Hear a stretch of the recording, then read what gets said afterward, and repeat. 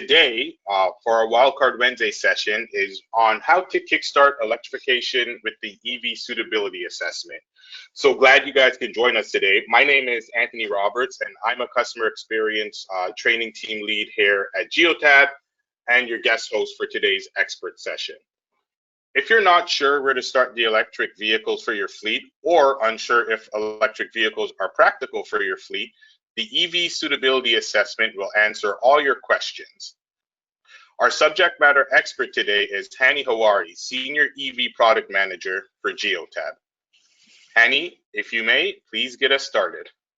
So for today's session, I'm going to talk a little bit about switching to EVs, then and the challenges that we have or fleets will have when they are deciding to switch to electric vehicles.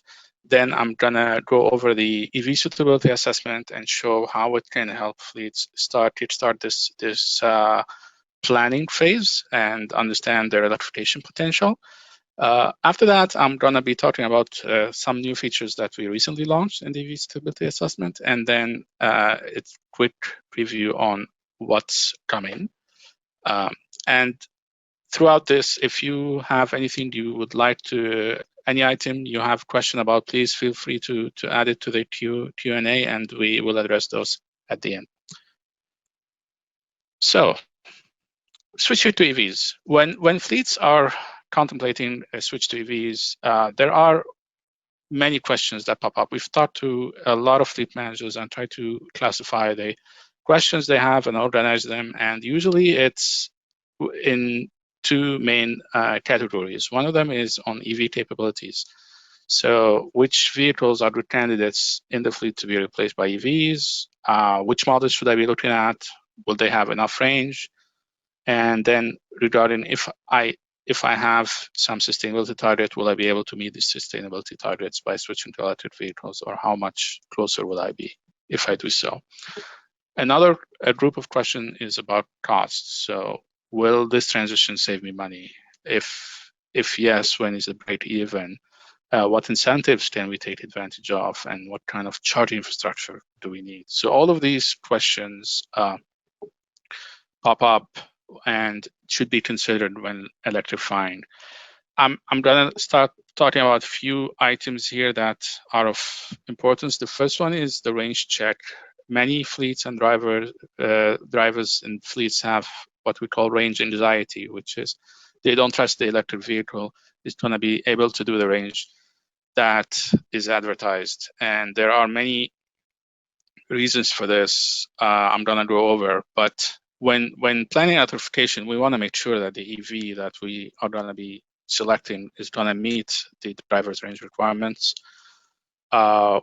What's going to happen in extreme weather conditions when everybody knows the battery performance, it drops. So what's going to happen? Will this vehicle still meet those requirements?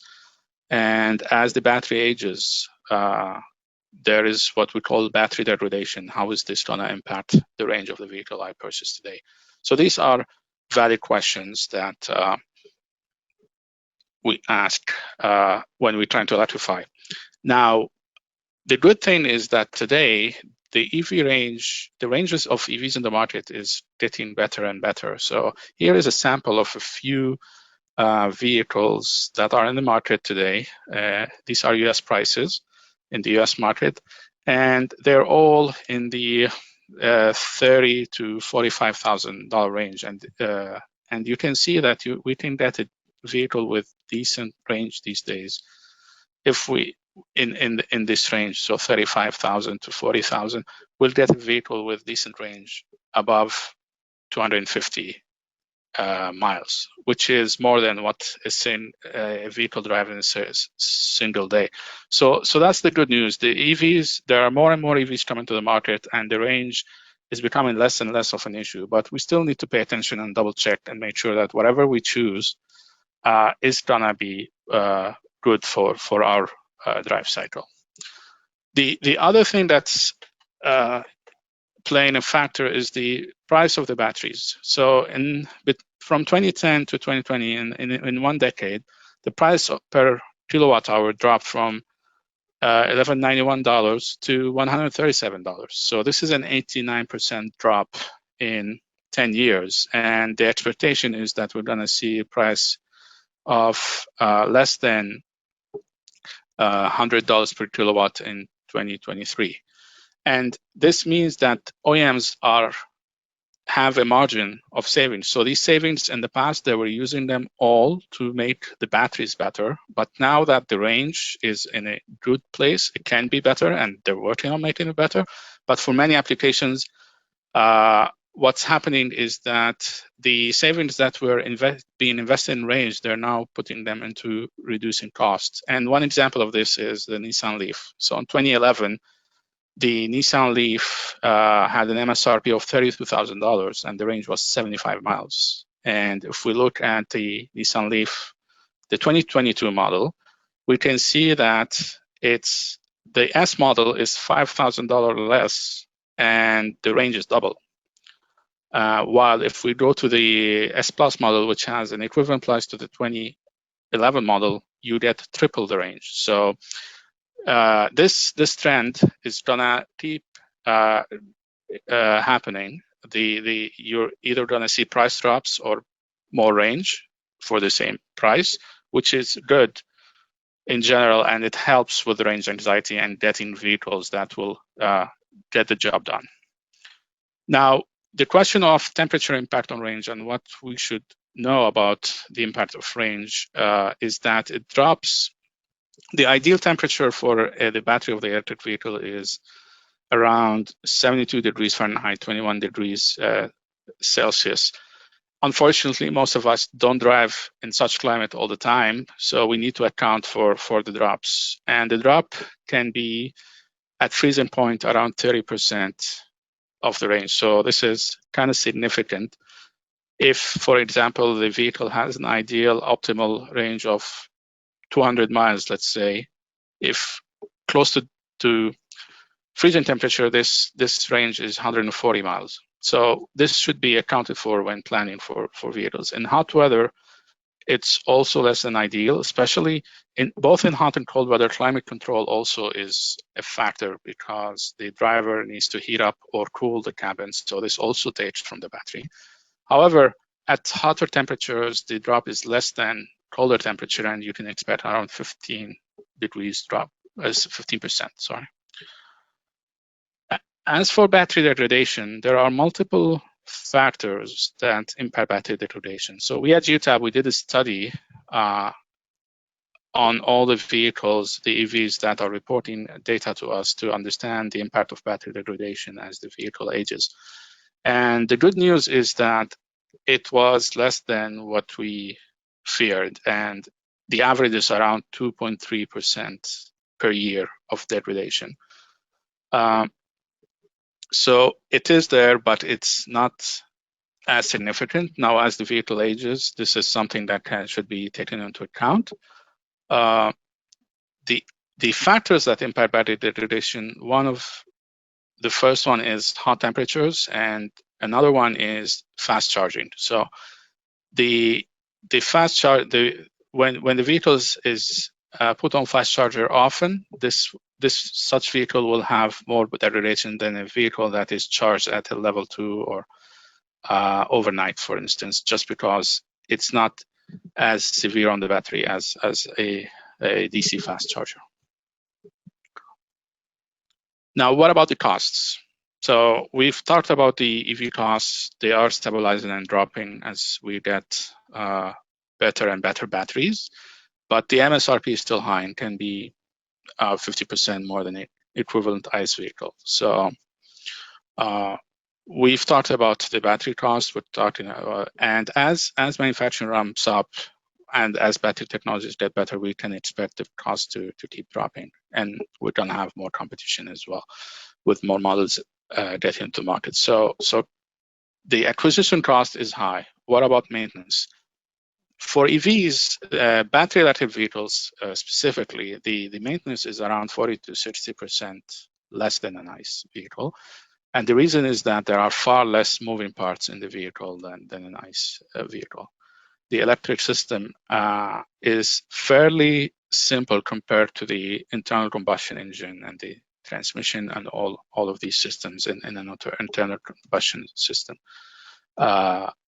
vehicle. Now, for plug-in hybrids, the maintenance, there are savings. They're slightly a bit less, so they're between 25 to 30. I've seen studies putting them as higher than this, more savings, but on average, plug-in hybrids also save you on maintenance costs.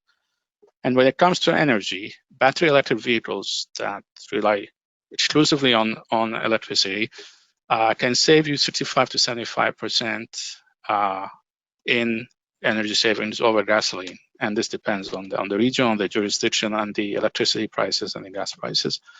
For plug-in hybrids, the battery is smaller. The most benefits can be realized when the daily routes are short, so the vehicle is spending more time on the using the battery, and also it has to be charged. We've seen many users or many drivers do not charge the plug-in hybrid, so that the energy savings are not realized. So this is something that also needs processes around them, around it to make sure that the plug-in hybrids are being used as EVs and they're being plugged to realize savings.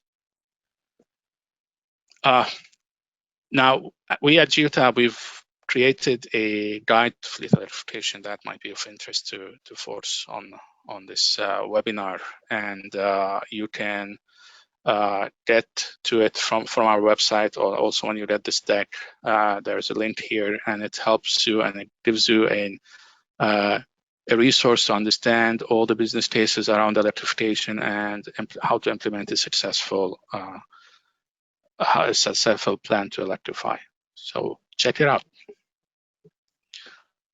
Now, we've talked to a lot of fleet managers, and we understood all the problems, all the concerns they have, and we came up with the EV suitability assessment tool to help fleets get on the electrification, start the electrification planning, and understand what needs to happen in a simple manner. So the EV suitability assessment is an add-in available in Geotab's marketplace that can be installed on any user's database, and it looks at the driving patterns of the existing internal combustion engine vehicles and recommends and provides a recommendation on which vehicles to electrify, which ones are the best candidate, which ones shouldn't be electrified, and it also provides information about how much savings can be realized and a view or an estimate of the carbon emission savings and the fuel consumption savings. So all of this in one easy-to-use interactive tool.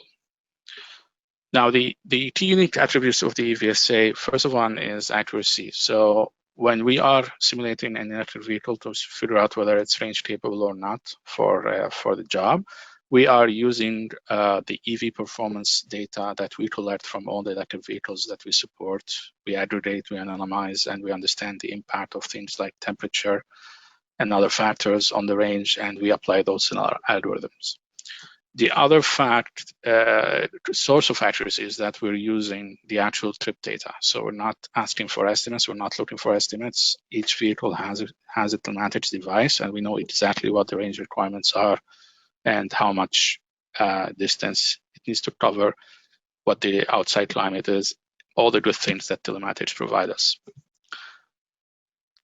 The EVSA is also convenient. So it is integrated within my Geotab. You don't need to import and export data from one report to the other or everything. It just plugs, it's a plugin into my Geotab. It runs on your data and provides you the answer. The EVSA is also pre-populated with EV availability. So we only show you models that are available in your country that you can purchase. And we also provide country-specific costs as well. Now, just a quick view of what the EVSA provides you. One of the views is range assurance. So for every vehicle that can be replaced by an EV, we just show you the the equivalent, the EV that we're recommending, and we provide you with range assurance showing you the longest daily driven distance, and then the range under extreme conditions for the vehicle we're recommending. And we only recommend vehicles by default when that vehicle can do the job every day, even on the coldest weather, longest driven day, without having the driver to worry about stopping and charging before coming back to base. So this is the default. We're a bit conservative. We want to make sure the vehicle can do the job without the driver having to worry about charging during the day. If you're okay with planning for charging, then the tool also allows you, it's interactive, and you can define how, if you would like to charge for 1 or 2 days a month or something like that, and the recommendation would change accordingly. There's a cost saving view that will show you the breakdown of the cost between procurement, maintenance, fuel, and electricity, comparing the EV that we're recommending versus a new non-EV replacement. So we consider this tool assumes that you are replacing the vehicle you're assessing, and you have two options: go with an EV or go with an equivalent ICE vehicles. So these are the two scenarios we compare, and we show you the cost summary to figure out whether an EV is going to be saving money or not in this case. And also we provide views related to fuel and electricity consumption, as well as tailpipe emission savings. So in both of these views, we show the lowest bar here you see is the selected fleet vehicles that we are assessing. So this is the actuals based on what telematics is telling us the fuel consumption is. The middle bar is what happens if I replace all these vehicles with brand new equivalent ICE vehicles. There's going to be savings just because the newer vehicles are more fuel efficient. But the most savings are going to be realized when you go with the assessment recommendations and electrify a portion of the fleet. And this is what the top bar in the charts shows.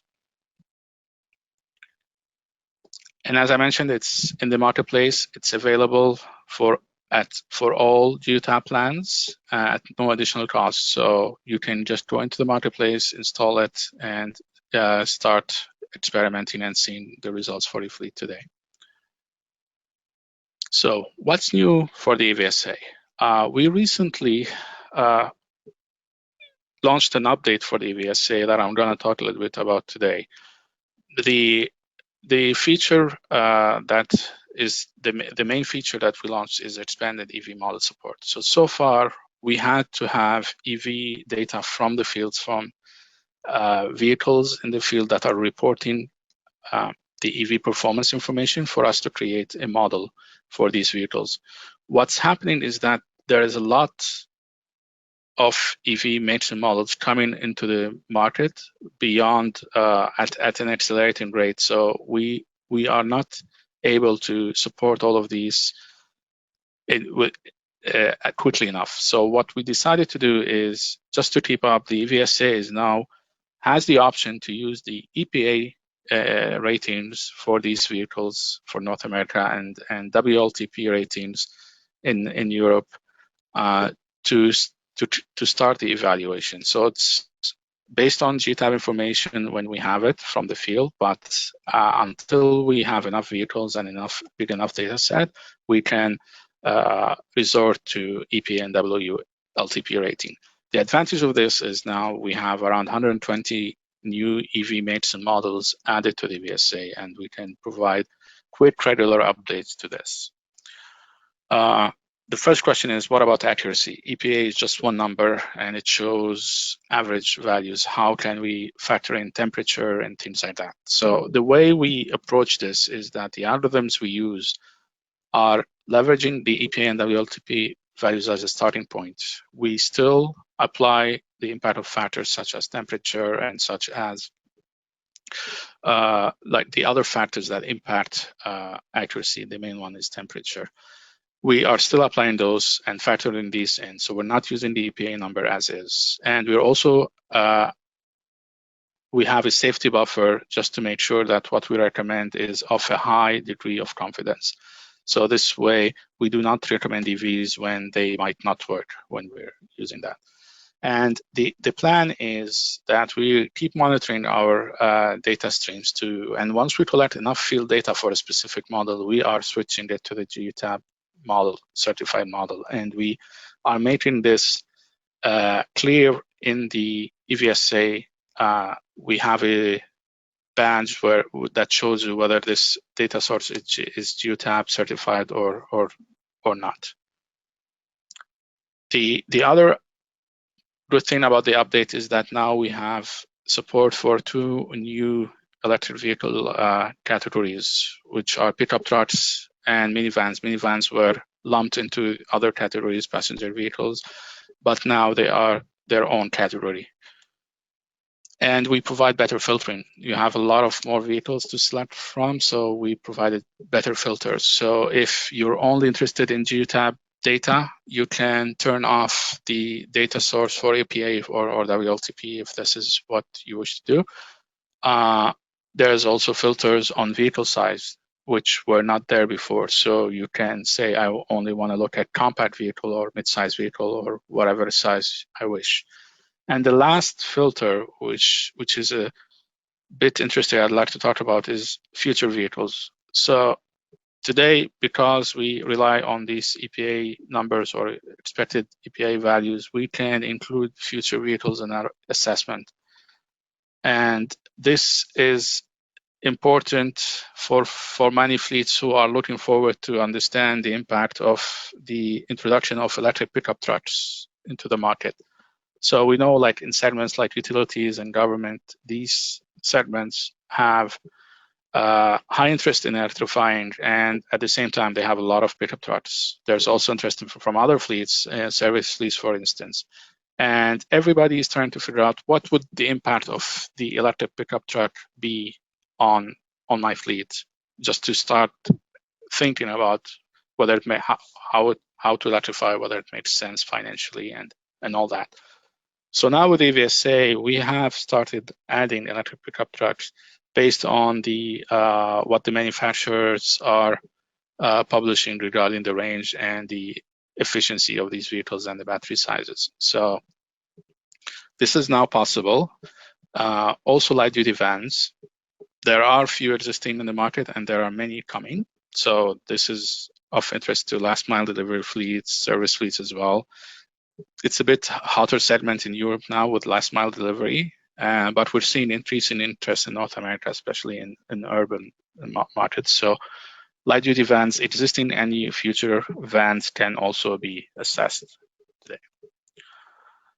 We're also providing an EVSA model reference. So this is a reference document that will show is a quick guide for you to see which models do we support in the EVSA, and you can just look it up and see if the model you're interested in is there, and you see how the models that the EVSA is going to be evaluated against your vehicles once you go through the EVSA. Okay, so that's what we launched recently. Now, what is upcoming? What are we working on going forward for the next thing? And what we're working on now is providing guidance on charging infrastructure. Why? Just because it is very important. We know that fleets cannot electrify by just pinpointing which vehicles can be replaced by EVs. There also needs to be consideration to how many chargers do we need, where do we put them, what kind of chargers, and all that. So we are starting to help fleets answer these questions by seeing what telematics data can provide us and tell us regarding charging infrastructure. So the solutions ideas that we're working on now is identifying dwell locations. So where do these vehicles congregate, how many stay, and for how long? So we understand if a fleet has multiple depots, then we pinpoint which vehicles in each depot can be electrified. And what we need to do is add how many chargers do you need for these vehicles, and are these vehicles parking long enough to be charged for the next day? So this validation is important. And it's also important to pinpoint which vehicles the drivers take home at the end of the day, so they're not in a depot Sometimes it is possible to have at-home charging for some drivers. At some point, in some cases, it's not possible. So pinpointing these scenarios is important as fleets plan electrification. And also providing a multi-year outlook of charging infrastructure is important, because when you're planning charging infrastructure, you want it to last you a few years, or you want to make sure that the base work that you do can carry you through for the next few years. So it's not about how many vehicles you can electrify today, but it's how many vehicles are you planning to have in your fleet that are electric within the next, let's say, 5 to 6 years. So this way, you don't have to do a lot of work when you add vehicles. You have done enough infrastructure work that will carry you as you electrify over the next few years. So these are some of the ideas that we're working on, we're validating, and you should expect to see soon in the EV suitability assessment. And now I'd like to open it up for questions. Thank you, Hani. Definitely a lot of information there, and thank you for that. We do have some questions. So is there any public success story of a customer using EVSA? We actually have use cases, case studies on our website for the EV suitability assessment. One of them is for New Brunswick Power, if I remember correctly, and it can be downloaded from our website. And we're also doing some large case EVSA studies right now that we're going to be announcing soon the result of, and so these ones are going to be also published very soon on our website regarding a large-scale EVSA study that we were part of. All right, thank you for that, Hani.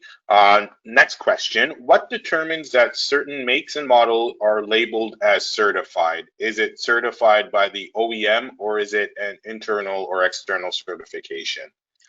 This is internal to us. So what this means is that the EV efficiency that we are using here is based on what we've seen these vehicles in the field do. So suppose there's a specific model, we have a certain subset of vehicles that are of that model, they're reporting their telematics data to the Geotab platform. We look at the EV efficiency in different climates in different regions. And this is what we use to figure out how to simulate what this EV is going to do compared to what the existing ICE vehicle is doing. So this is what's certified. This is internal to us. Okay, thank you for that. And last question, unless anybody gets one in, will the EVSA include medium and heavy duty vehicles when they become available?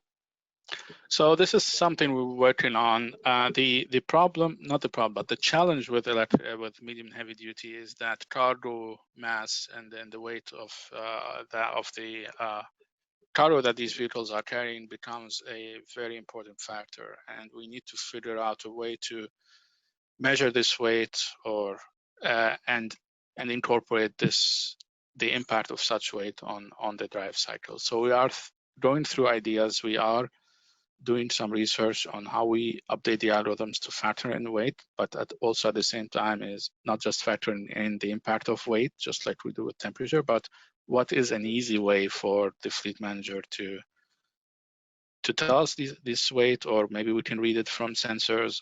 This is what we're trying to figure out now, is how do we make this an easy experience for users. The algorithm work is important, but also how do we make this something easy and everybody can use and not very complicated when it comes to data collection of the cargo mass. Thank you. And there was one last question that snuck in. Is there a cost to the EVSA plugin? No, we're providing it at no additional cost to all our users at any plan. So you can go to the marketplace, install it, and start using it. It works on any plans. Now, the plans that report engine measurements will be more accurate just because we can get an accurate view of the fuel consumption. Otherwise, we resort to estimates, but we do not block the usage of the EVSA in these cases. Thank you again, Hani. This was phenomenal. A lot of great information. Until next time, I'm Anthony Roberts, and on behalf of myself and everyone here at Geotab, thank you for joining us today. We'll see you all next time. Same Geotab time, same Geotab channel. Bye now.